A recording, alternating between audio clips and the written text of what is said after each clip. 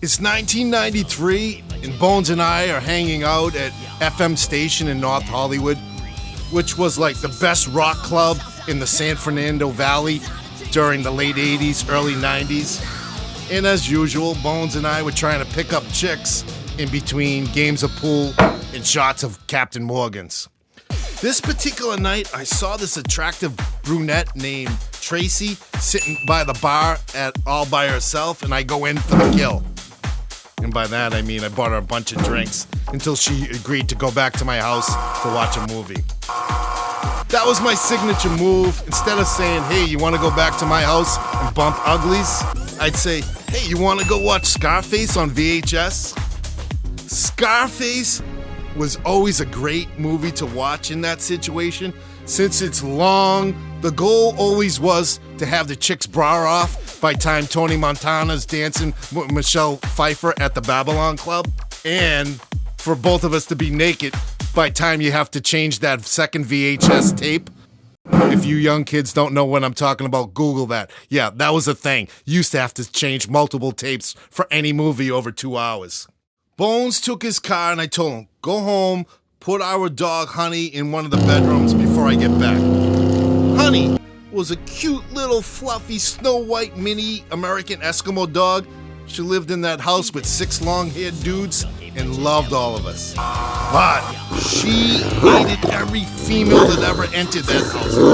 This little sweet puffball would turn into a Rottweiler whenever a female entered that house, growling, flashing her canines, and biting at the chick's feet. So on the way back to the house in Tracy's pimped-out red Jeep Wrangler, I try to warn her about Honey.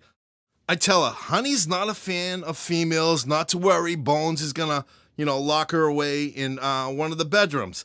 But like most females who ever came over, I got the, oh my God, dogs love me, I'm great with dogs. Wait till Honey meets me, she's gonna love me. I'm like, yeah, I'm sure that's true of other dogs, but Honey's a different breed, man. She hates female human beings. We go into the house, settle in on the couch. I put in tape 1 of Scarface. I go to the kitchen to grab us some snacks and adult beverages.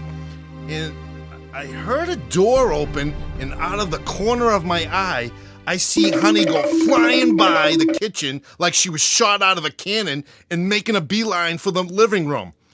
I heard Tracy doing baby talk to Honey. Oh, look how cute you are. Yes, you are, aren't you? You're so cute. You love me, don't you? Meanwhile, Honey's growling and howling at this female sitting in her territory.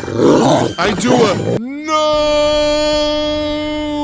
and I start running to the living room, but it was one of those runs in your dreams where it's in slow motion, like you're running in cement.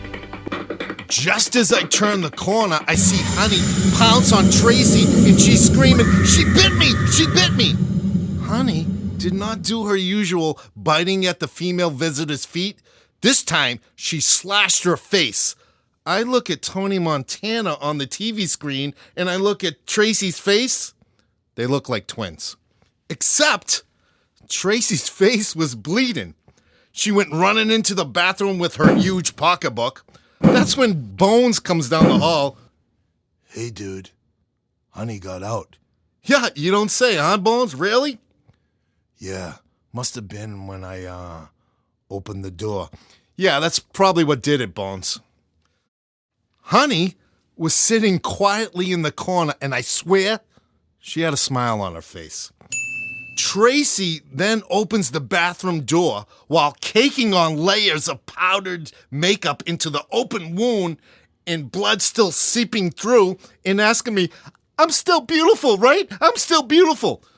Bones and I looked at each other, not wanting to give an honest answer.